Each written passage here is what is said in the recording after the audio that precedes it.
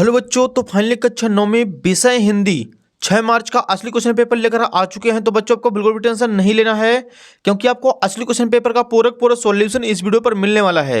यदि आप इस वीडियो को देख लेते हैं तो इस बार आपके 75 में 75 नंबर आने वाले हैं। आपका एक भी नंबर कहीं पास से कटने वाला नहीं है। तो चलिए बच्चों, बिना टाइम वेस्ट किए सबसे पहले आप देख लीजिए पेपर का फ्रंट पेज आपका कुछ इस टाइप का होने वाला है। एंड जो क्वेश्चन दिए गए बच्चों अगले पेज से दिए गए हैं। यहाँ पे देखिए सबसे पहले हमारे सामने है प्रश्न 1, निम्नलिखित प्रश्नों में से सही विकल्प का चयन कर लिखिए। पहला क्वेश्चन है कबीरदास की एक रचना है, इसका आंसर करेंगे ऑप्शन नंबर सा बीजक। सेकंड क्वेश्चन है हिंदी साहित्य का स्वर्ण युग माना जाता है, इसका आंसर हो जाएगा ऑप्शन नंबर बा भक्ति काल को। तीसरा क्वेश्चन है काव्य की शोभा बढ़ाने वाले तत्व कहलाते हैं, इसका आंसर हो जाएगा ऑप्शन नंबर था अलंकार। चौथा क्वेश्चन है झोरी के साले का क्या नाम था, इसका आंसर करेंगे ऑप्शन नंबर आ गया। पांचवा क्वेश्चन है संधि के प्रकार होते हैं, इसका आंसर हो जाएगा ऑप्शन नंबर बा 3 प्रकार होते हैं। छठवां क्वेश्चन है इस जल प्रलय में पाठ की विधा है, इसका आंसर हो जाएगा ऑप्शन नंबर बा रिपोर्ट ताज। तो बच्चों यहाँ पे फर्स्ट क्वेश्चन कंप्लीट हो चुका है। अगले क्वेश्चन के लिए मूव करते हैं नेक्स्ट पेज पर। यहाँ पे आप लोग देख सकते हैं निम्नलिखित प्रश्नों के रिक्त स्थान में से सही विकल्प चयन कर लिखिए। तो यहाँ पे रिक्त स्थानों की पूर्ति कीजिए। पहला क्वेश्चन है मखमली टमाटर हुए लाल, इस पहले का आंसर हो जाएगा लाल। दूसरा है रस के 10 प्रकार होते हैं। तीसरा है महाकाव्य में जीवन का संपूर्ण चित्रण होता है। चौथा है फोटो में प्रेमचंद्र के साथ उनकी पत्नी भी हैं। पांचवा है सदाचार का विलोम दुराचार होता है। और छठवां है मेरे नाना पक्के साहेब माने जाते हैं। तो बच्चों यहाँ पे सेकंड क्वेश्चन भी कंप्लीट हो चुका है। यहाँ पे आप देख सकते हैं सारे प्रश्नों का आप लोग स्क्रीनशॉट ले लीजिए। नेक्स्ट देखिए यहाँ पे प्रश्न क्रमांक 3 है सही जोड़ी मिलान कर लिखिए। एक साइड है स्तंभ आ, दूसरे साइड है स्तंभ बा। पहला क्वेश्चन है माखनलाल चतुर्वेदी, इसका आंसर करेंगे एक भारतीय आत्मा। दूसरा है रस के अंग, इसका आंसर हो जाएगा 4 होते हैं। ल्यासा की ओर राहुल संकृत्यायन। चौथा है महादेवी वर्मा, इसका आंसर हो जाएगा नीरजा निहार रश्मि। पांचवा है रात का तत्सम, इसका आंसर हो जाएगा रात्रि। छठवां है रीढ़ की हड्डी, इसका आंसर करना है श्री जगदीश चंद्र माथुर। तो बच्चों यहाँ पे थर्ड नंबर क्वेश्चन है सही जोड़ी वो भी कंप्लीट हो चुका है। इसका आप लोग स्क्रीनशॉट ले लीजिए और अपनी कॉपी पर नोट कर लीजिए। अगला क्वेश्चन देखिए प्रश्न 4, निम्नलिखित प्रश्नों को उत्तर एक वाक्य शब्द में लिखिए।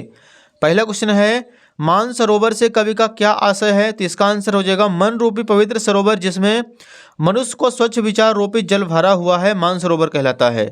दूसरा है कविता के शाब्दिक अनुशासन का नाम क्या है, इसका आंसर हो जाएगा छंद। तीसरा है साहित्यिक पुरखे किसे कहा गया है, इसका आंसर करेंगे मुंशी प्रेमचंद को साहित्यिक पुरखे कहा गया है। चौथा है बल शब्द में वान प्रत्यय लगाने से कौन सा शब्द बनेगा, इसका आंसर हो जाएगा बलवान। पांचवा है लोक में प्रचलित उक्ति क्या कहलाती है, तो इसका आंसर हो जाएगा बच्चों लोकोक्ति। छठवां क्वेश्चन है पाठ में बाढ़ के पानी को क्या कहा गया है, तो इसका आंसर हो जाएगा बच्चों प्रलय का जल। तो यहाँ पे प्रश्न क्रमांक 4 भी अपना कंप्लीट हो चुका है। अगले क्वेश्चन के लिए मूव करते हैं नेक्स्ट पेज पर। यहाँ पे देखिए बच्चों प्रश्न 5 है हमारे सामने। निम्नलिखित कथनों में से सत्य अथवा असत्य कथन छांट कर लिखिए। पहला प्रश्न है जायसी सूफी काव्य परंपरा के कवि हैं, इसका आंसर हो जाएगा सत्य। दूसरा है उपमा अलंकार में उप का अर्थ समीप होता है, ये भी हो जाएगा सत्य। तीसरा है हुजूम का अर्थ जन समूह नहीं है, ये हो जाएगा असत्य। चौथा है शब्द के आगे जुड़ने वाले शब्दांश उपसर्ग कहलाते हैं, ये हो जाएगा सत्य। पांचवा है नानी के मन में देश की आज़ादी के प्रति जुनून था, ये हो जाएगा सत्य। छठवां है राम स्वरूप दकिया नोखी ख्यालातों के थे, ये हो जाएगा असत्य। तो बच्चों यहाँ पे प्रश्न 5वां भी अपना कंप्लीट हो चुका है। नेक्स्ट देखिए छठवां क्वेश्चन पद्य साहित्य के इतिहास को कितने कालों में बांटा गया है, नाम लिखिए। तो इसका आंसर बच्चों हम आपको दिखाने वाले हैं। यहाँ पे आप लोग देख लीजिए। सबसे पहले आपको हेडिंग डाल देना ऊपर उत्तर क्रमांक 6। हिंदी पद्य साहित्य के इतिहास को 4 कालों में बांटा गया है। पहला हो जाएगा आदिकाल, दूसरा प्रारंभिक या मध्यकाल, तीसरा है उत्तर मध्यकाल रीतिकाल, चौथा है आधुनिक काल। यह हो जाएगा उत्तर क्रमांक 6 का आंसर। अगला क्वेश्चन देखिए 7वां है कवि रसखान के भाव सौंदर्य की 2 विशेषताएं लिखिए।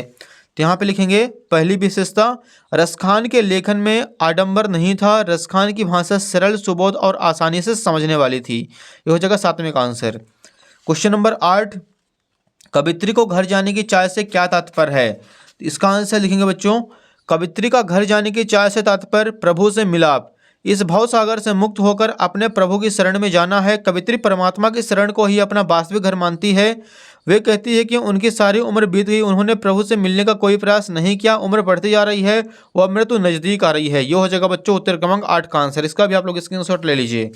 अगला क्वेश्चन देखिए यहाँ पे 9वां नंबर है माखनलाल चतुर्वेदी को कोयल से ईर्ष्या क्यों हो रही है? तो यहाँ पे इसका आंसर लिखेंगे माखनलाल चतुर्वेदी को कोयल से ईर्ष्या का मुख्य कारण उसकी स्वतंत्रता से है। कवि को अंग्रेजों द्वारा काल कोठरी में बंद कर दिया गया है, जबकि कोयल स्वतंत्रता में आकाश में उड़ रही है, जिसे देखकर कवि को उससे ईर्ष्या हो रही है। क्वेश्चन नंबर 10, काव्य किसे कहते हैं उसके भेद लिखिए। तो यहाँ पे लिखेंगे आचार्य विश्वनाथ के अनुसार रसात्मक वाक्यम काव्यम अर्थात रसयुक्त वाक्य काव्य है। काव्य के दो भेद होते हैं, दृश्य काव्य, श्रव्य काव्य। अगला क्वेश्चन देखिए 18 नंबर, रस के प्रकार एवं उसके स्थायी भाव लिखिए, अथवा छंद किसे कहते हैं, छंद के प्रकारों के नाम लिखिए। तो यहाँ पे इसका आंसर आप लोग देख लीजिए। जिस रचना में अक्षरों एवं मात्राओं की संख्या निश्चित हो तथा यति गति लय एवं तुक आदि का ख्याल रखा जाए उसे छंद कहा जाता है। छंद दो प्रकार के होते हैं, पहला हो जाएगा वर्णिक छंद, दूसरा हो जाएगा मात्रिक छंद। ये हो जाएगा प्रश्न क्रमांक 11। अगला क्वेश्चन देखिए बच्चों अगले पेज पर, यहाँ पे प्रश्न क्रमांक 12 है, गद्य की प्रमुख विधाएं लिखिए। ये रहा इसका आंसर।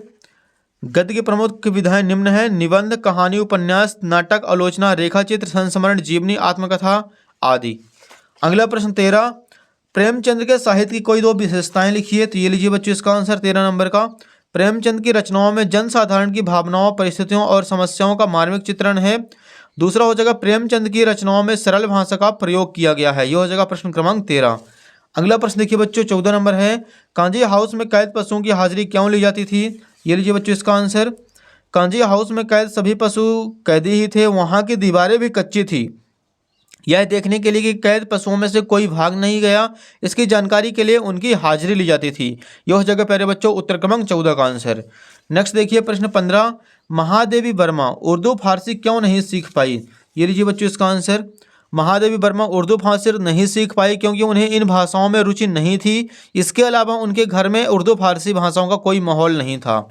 प्रश्न 16, समास के प्रकार बताते हुए उनके नाम लिखिए। तो यहाँ पे लिखेंगे तत्पुरुष समास, कर्मधारय समास, द्विगु समास, द्वंद्व समास, बहुब्रीहि समास, अव्ययी भाव समास। प्रश्न 17, गोलंबर के पास जनसंपर्क की गाड़ी क्या ऐलान कर रही थी। ले लीजिए 17 का आंसर, गोलंबर के पास जनसंपर्क की गाड़ी बाढ़ के पानी के विषय में घोषणा कर रही थी। जनसंपर्क विभाग की घोषणा के अनुसार बाढ़ का पानी रात के 12 बजे तक लोहानीपुर, कंकड़बाग और राजेंद्रपुर नगर में घुस जाएगा, यह ऐलान कर रही थी। यह हो जाएगा प्रश्न क्रमांक 17 का आंसर। अगला देखिए बच्चों 18 नंबर यहाँ पे हमारे सामने दिया गया है, निम्नलिखित काव्यांश का संदर्भ, प्रसंग, भावार्थ सहित व्याख्या लिखिए। तो ये लीजिए बच्चों इसका आंसर, सबसे पहले आपको यहाँ पे संकेत लिख देना है, संदर्भ इस प्रकार से आपको तैयार करना है, प्रसंग, और इसके बाद आप व्याख्या पूरी की पूरी देख सकते हैं। लास्ट में आपको विशेष भी लिख देना है। तो इसका आप लोग स्क्रीनशॉट ले लीजिए। ये रहा उत्तर क्रमांक 18। अगले क्वेश्चन के लिए मूव करते हैं नेक्स्ट पेज पर। यहाँ पे देखिए बच्चों क्वेश्चन नंबर 19 है, निम्नलिखित गद्यांश की संदर्भ प्रसंग सहित व्याख्या लिखिए। यहाँ पे देख लीजिए 2 बैलों की कथा ये वाला दिया गया है। इसका हम दिखाने वाले आपको संकेत, सबसे पहले संदर्भ यहाँ पे है, प्रसंग, इसके बाद व्याख्या, विशेष आप लोग लास्ट में पूरा देख लीजिए। अगला क्वेश्चन देखिए बच्चों प्रश्न 20 है, पानी का महत्व विषय पर एक अनुच्छेद लिखिए। तो ये लीजिए बच्चों उत्तर क्रमांक 20 का आंसर, पानी का महत्व जो है इसके बारे में हमें लिखना है। आप लोग ये पूरा का पूरा स्क्रीनशॉट ले लीजिए, पानी के महत्व के बारे में पूरा का पूरा समझाया गया है। बाकी आप लोग अपने से बना के लिख देंगे तो भी फुल नंबर मिलेंगे। अगला प्रश्न देखिए 21 नंबर, निम्नलिखित अपठित गद्यांश को पढ़कर नीचे दिए गए प्रश्नों को उत्तर लिखिए। तो यहाँ पे हमें अपठित गद्यांश दिया गया है और क्वेश्चन जो है इसके अगले पेज पर दिए गए हैं। पहला क्वेश्चन देखिए, उपर्युक्त गद्यांश का उचित शीर्षक लिखिए। इसका आंसर हो जाएगा लोक संस्कृति।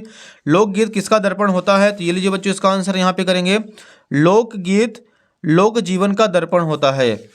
अगला क्वेश्चन देखिए प्रश्न 22, स्थानांतरण प्रमाण पत्र यानी टीसी प्राप्त करने हेतु अपने विद्यालय के प्राचार्य को एक आवेदन पत्र लिखिए। तो बच्चों ये आप लोगों से बन जाएगा, टीसी के लिए हमें यहाँ पे आवेदन पत्र लिखना है।